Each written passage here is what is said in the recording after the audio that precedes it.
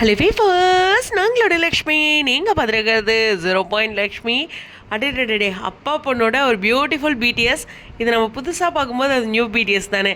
So ரொம்ப க்யூட்டான ஒரு விஷயம். எம்என் பிடிஎஸ் ஃபன் அப்படின்னு சொல்லிட்டு பாப்பாவோட நேம் பார்த்தீங்களா, ஹர்ஷிதா. ஆனால் கூடவே விக்கா அப்படிங்கிறத சேர்த்து வச்சிட்ருக்காங்க. ரொம்ப ஒரு பியூட்டிஃபுல்லான விஷயம். ஒரு பிடிஎஸ்ஸை பார்த்துக்கிட்டே இருந்தாலும், எவ்வளோ தடவை பார்த்துக்கிட்டே இருந்தாலும் அது புதுமையாக தான் தெரியும். ஏன்னா பிடிஎஸ் வந்து ஒரு ஸ்பெஷலான விஷயம். அது சீரியலில் வராத ஒரு காட்சிகள், அவங்களுடைய ஒரு யதார்த்தமான விஷயங்கள் இருக்கும்.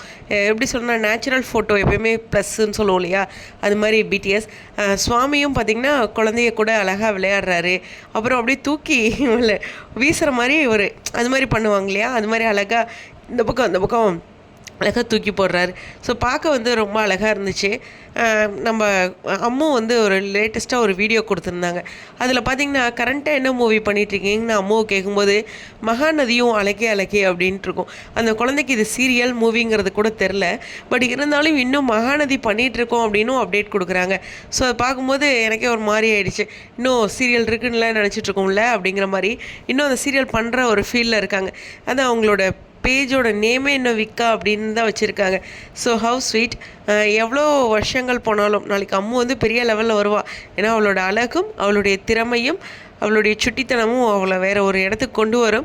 அப்போது நம்ம இந்த குழந்தையை பார்க்கும்போது ஏதோ ஒரு பர்சனலாக ஃபீல் ஆகும் எல்லாத்துக்கும். ஏன்னா விக்காவுடைய குழந்தை, நம்ம ரசித்த குழந்தை அப்படின்ட்டு. எனிவேஸ், அப்படி ஒரு நாளுக்கும் நான் காத்துட்ருக்கேன். அப்பா மகளோட ஒரு அழகான பிடிஎஸ். இது ஒரு சாங், டாட்டர் சாங் கொடுத்து அழகாக போட்டிருந்தாங்க. நல்லா இருந்துச்சு பார்க்கும்போதும். ஸோ செட்டில் இது மாதிரி எவ்வளவோ விஷயங்கள் இருக்குல்ல.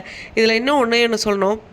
சுவாமி வந்து பிரியா விடையோட விஜய் அப்படின்ட்டு சைன் ஆஃப் பண்ணார் இல்லையா, அந்த போஸ்ட்டில் பார்த்திங்கன்னா தாத்தா கூடயும் அம்மு கூடயும் இருக்கிறது கொஞ்சம் ஸ்பெஷலாக இருக்கும். எனக்கு ஃபீல் ஆச்சு.